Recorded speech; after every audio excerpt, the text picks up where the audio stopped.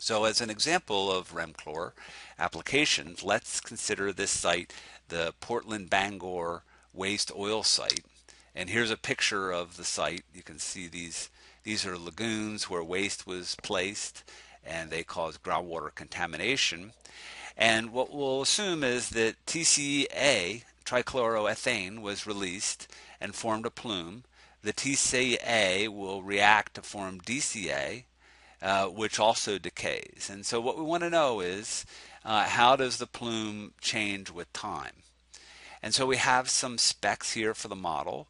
There was 300 kilograms released of TCA.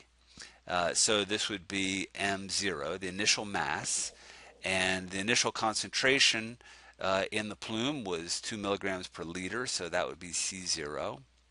This is the flux of the groundwater, so that would come from a site characterization, porosity, and there's that lambda term from the behavior of the source area, the size of the source area, and here's the decay reactions, and we need rate constants for these, and they're given.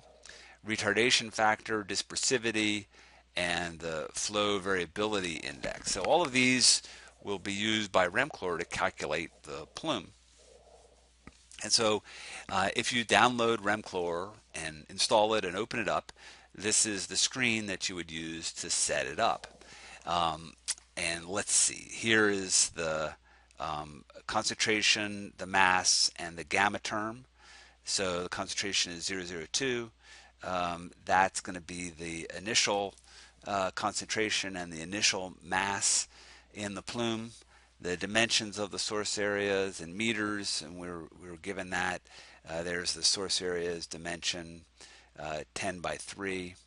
The Darcy velocity, this is the flux in meters per year, and there's the flux, porosity, and so on. So these are all the data from the site, and we're just filling in these different boxes. So this is fairly straightforward, I think. We go through it, and the decay rates for the different reactions where TCA is degrading, and this is including several different zones, but we're going to make them all have the same decay rates here. And let's see, we have time periods. This is specifying when the degradation is occurring. So we set it up like that, set up the initial screen, and then we let REMChlor run, and the source area will release mass to the plume, and the plume will migrate down gradient. This is an analytical solution or semi-analytical, so it solves very quickly, and we get the results. And this is what the output will look like, and this is at least one way that we can view the output. So we're having concentration that is a profile along the length of the plume. We also can see the plume in map view, and it changes as a function of time. So over here, these numbers here are the different times where we have a result. And you can see we've selected after year 2, and what we see here is the concentration as a function of distance for the different compounds. So we have TCA degrading to DCA, and let's see, TCA is the blue. So TCA starts here, and then it degrades to that low concentration. And you can see DCA is starting low, and it's increasing as a result of being produced by the degradation of TCA. So that seems right, but let's look at it and at a little bit later time. So here it is after 50 years. And now the TCA is shown but with this blue line. You can see that the plume goes out, it looks like about 600 meters, the TCA plume. And the DCA, which is formed by the degradation of TCA, is shown here in green. So the concentration is increasing, it reaches a maximum here, but the DCA itself is degrading, and so the concentrations are dropping off like that. And out here, you can see that the concentrations of DCA, the daughter product that's created by degrading TCA, the concentrations are actually, well, actually all through this region here, the concentrations of DCA are greater than the concentrations of the parent TCA. So by degrading the TCA, we've created another plume of DCA. So the green is DCA. Okay, that's what's shown up here in this concentration profile. So now we were looking at it in plan view. What we just saw was a profile of concentrations along a line like that. But now we're looking at it in map view, and we can see that the mass is moving downstream. This dimension is here has some width to it because of the dimensions of the plume or of the source area that we specified. And you can see how the concentrations move downstream and the concentrations decrease as it goes. So here's what it looks like further downstream. And let's see, I kept the scale the same. So we go from 2 years to 50 years. And we don't get much difference. There's a little bit of difference out here right at the leading edge.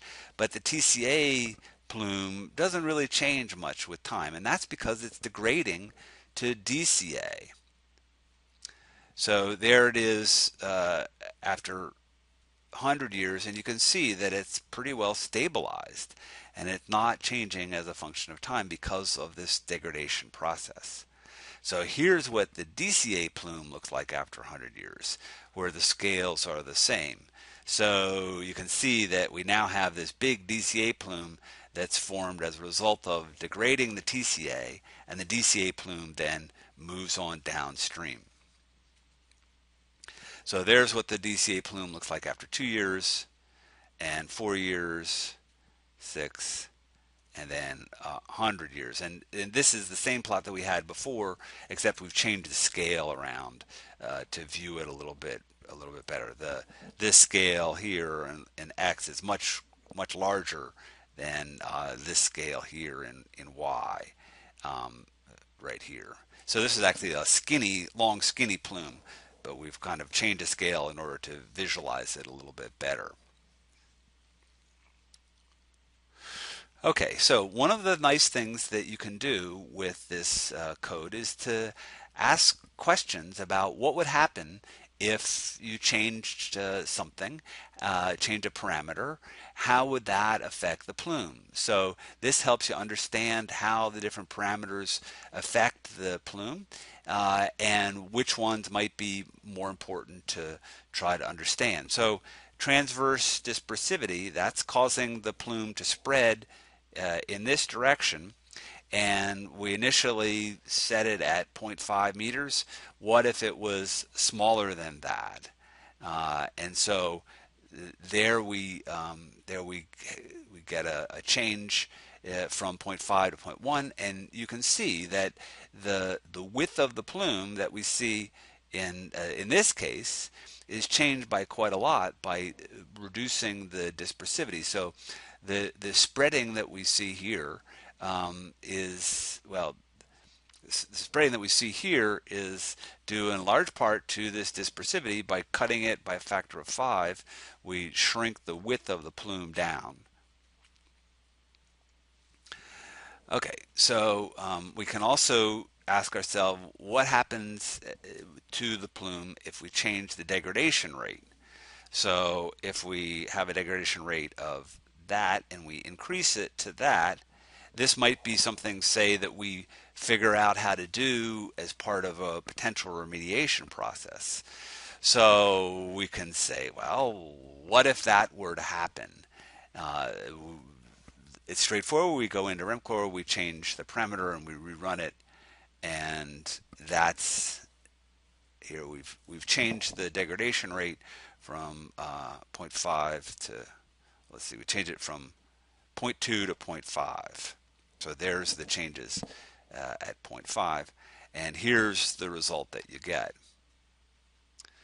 Okay, so the plume now, the width is about the same, but the plume is much shorter, and it reaches a stable length. We'll find it. I think if we look at different times in here, that the plume length doesn't really change much. Okay, so by increasing the degradation rate, we've shortened the plume, and that may really be an important effect because the length of the plume plays a big role in the overall risk.